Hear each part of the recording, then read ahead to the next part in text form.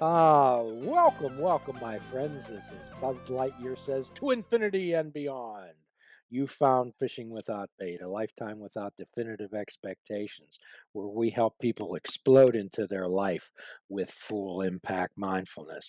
And today we're going to continue our conversation between Mike and myself concerning the COVID-19 pandemic and the isolation uh, that's perhaps causing some issues. Mike, we were talking a little earlier before the podcast about feeling perhaps that you should be doing more. Tell me more about that. I think as we were discussing, a lot of people have received a sort of shock to the system. We talk about a lot on this show about people going about their daily lives and having too much to do, not enough time to improve themselves, not enough time to themselves.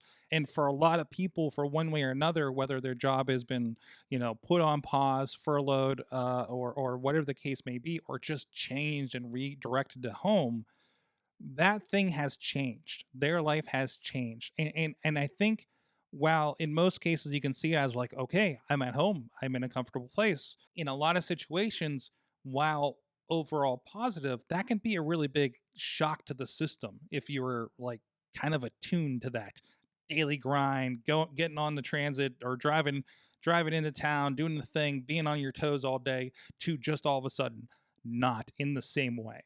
Sure, it's like being in a committed relationship, then all of a sudden one day you're not. All of a sudden one day you're employed and the next day you're not.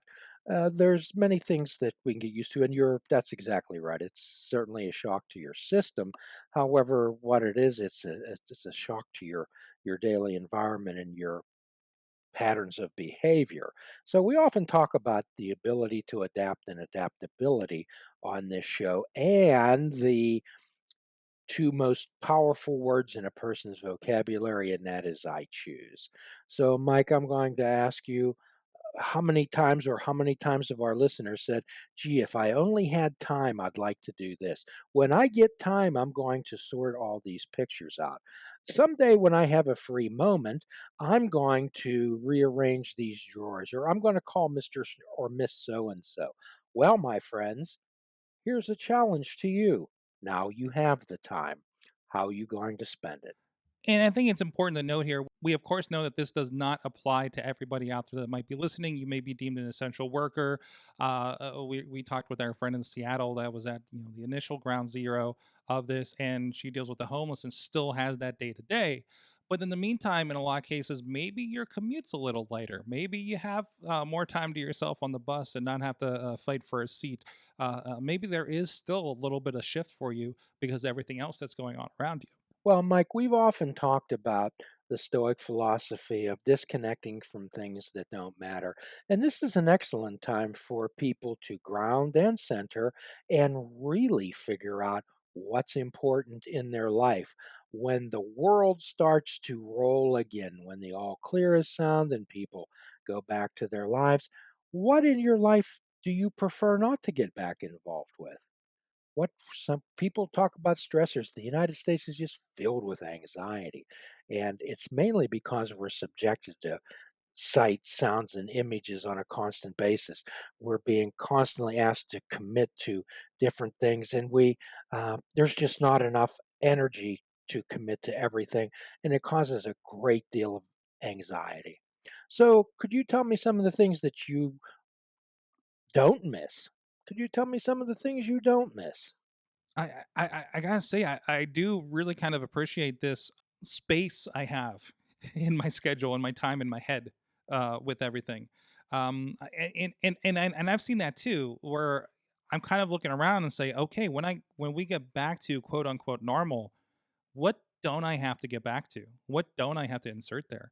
I haven't really found what that is, but I'm looking for it. I'm trying to figure out what do I really miss and what do I really not miss about my previous situation versus now.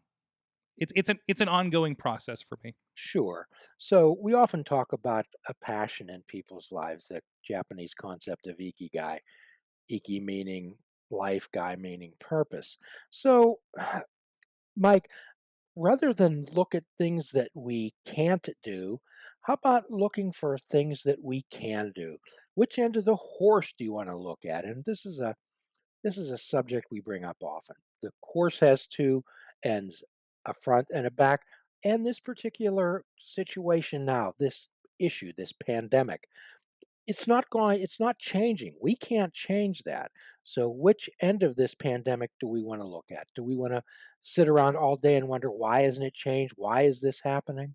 Or can we say, well, rather than why is it happening, what can I do? Absolutely. And I think it's a perfect time for people who have not had time to explore whatever their passion is to do that. If they're in a position where they do have that extra time, it's like, well, how am I going to fill the time? Are you going to fill it? You decide, you choose to fill it by sitting there and watching Netflix or playing video games, or you can choose to start creating or working on that thing, working on maybe studying up for some new path that you've been meaning to go down. You don't have to go to the day job now, maybe, or that's different, and you have a little more breathing room to do that. This is a perfect time for that kind of exploration for a lot of people out there. Well, we've often talked about the one of the most dangerous words in the English language is tomorrow. And even today, with when we perhaps don't have all of the commitments that we used to have, we can still say that word because, again, it's a repeated pattern of behavior. So, my suggestion is that you set an intention every day. We often talk about intentions, Mike, just so you can get a few things done. Uh, I just wonder how many people are feeling good about themselves now, feeling good. So, we've often talked about this, but I believe it bears repeating that life is like a big ocean and we're fishermen. We're fisher people and we cast a large net out and we're gathering in experiences every single day. However, most of us remember the negative experiences. So when you go into your car, Mike, have you ever gone to your car or your truck and turned the key and it hasn't started? Unfortunately, I have experienced that. And how did you feel then? You just feel like you just feel just completely sunk. Yeah, sunk, upset. Maybe you don't have any money. Maybe how am I going to get this car fixed? I have to be somewhere in half an hour and now I'm going to be able to get there. What am I going to do? So on the looking at the reverse, when you turn the key in your car and it starts, how do you feel? Do you even think about it? You don't, because it's the thing that's expected, isn't it? Yes. So what I ask people to do is accumulate positives into their life. When they cast that net out, naturally there's going to be things that they prefer that they not catch. However, I'm going to ask people to look at the positives and actually say the words. When you turn the key in your car and you would say, that's a positive. Or when you're at home and you clean the kitchen counter, you say to yourself, that's a positive. How many times have you, I'm sure that this happened to you, when you tie your shoes and your lace snaps? Has that ever happened? No, I don't think I have had that happen to me. Hmm. Well, I happen to have a cat that likes to chew laces. However, usually that would happen to me when people say, "Oh, it always happens at the worst possible time." So, for your car not to start, is there a best time for that to happen? In my garage when it's not snowing. So, people always put that disclaimer on it. Oh, it always happens at the worst possible time. Well, there's never a good time for those things to happen. Okay. So even when you get your shoe tied, if you say to yourself, "Wow, that's a positive." So when you're a computer guy, you're a tech guy, you deal with a lot of media. When you turn your computer on, do you ever think, "Oh, I'm really glad that started. That's a real positive." Do you ever think that? Jim, you've seen some of the hardware that I've worked with over the years. You know you know Ah. the answer to that one. We're like, "Oh, we can do the show. Ah, okay." So that's a positive. And my challenge out there to everyone is to start to recognize the positives into their life. and recognize the positive things that other people do, particularly your loved ones and those close to you, to compliment and address the positives that people do in their lives. And I have a hunch, and I'll almost guarantee this, that at the end of the day, if you recognize and catalog all the positives in that day, your net would be so heavy you could not lift it. You couldn't lift it. I think that's really important, and I do kind of roll back every once in a while. Maybe this is just, I try to um, acknowledge things around me, and always have, kind of, to the point where, even when I started traveling on the plane for work, and just kind of admiring the process of, like, we're in the air. Like, this is the thing that's happening. Like, this is like a lot of things have to go right for you to get in the air, take off, and land, half a country away, right?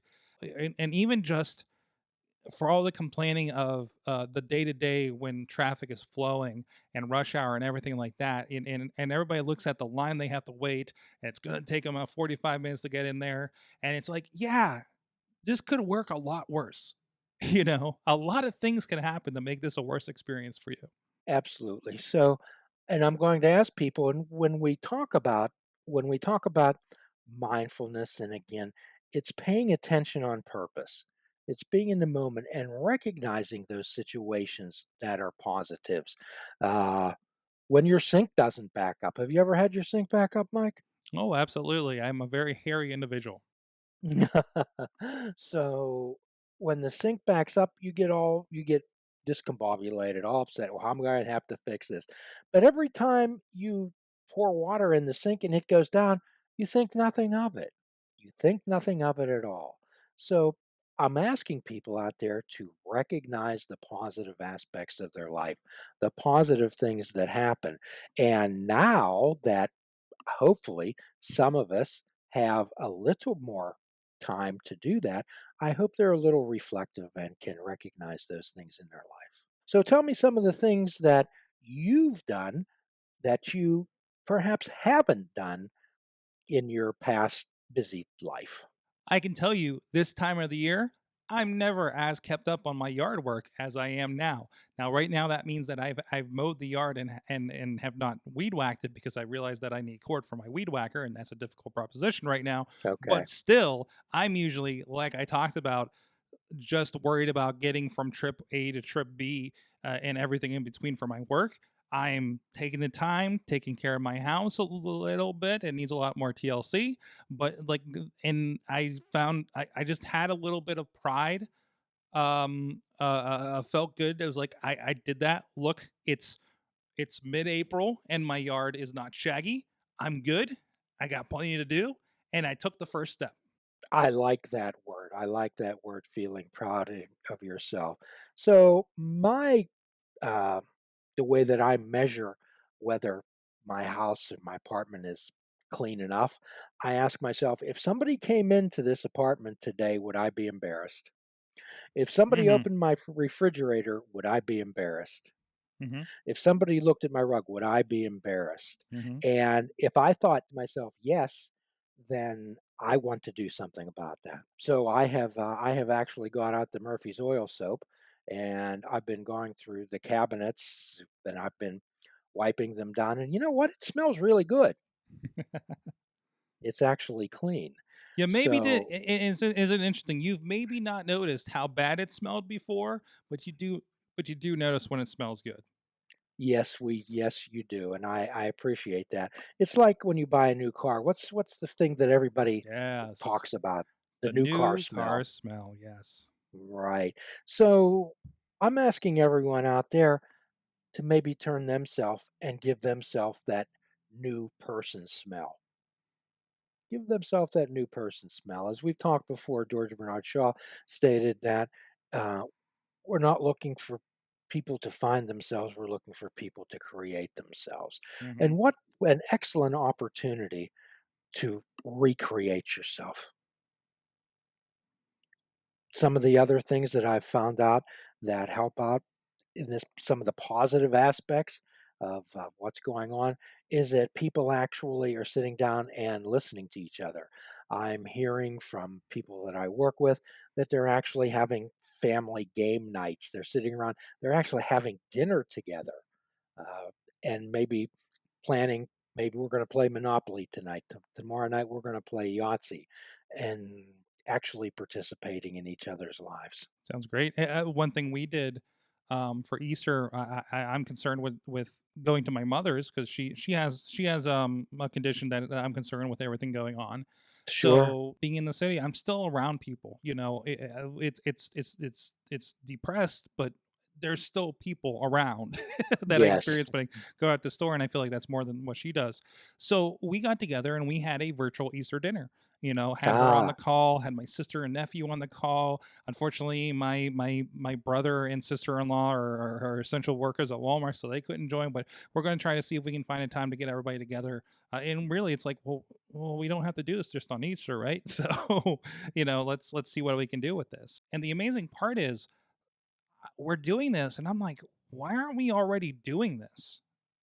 Why weren't we doing this before? This is so easy with the technology at our fingertips to still connect despite being miles apart like this. well, mainly because we always thought we were too busy. Busy. Yep.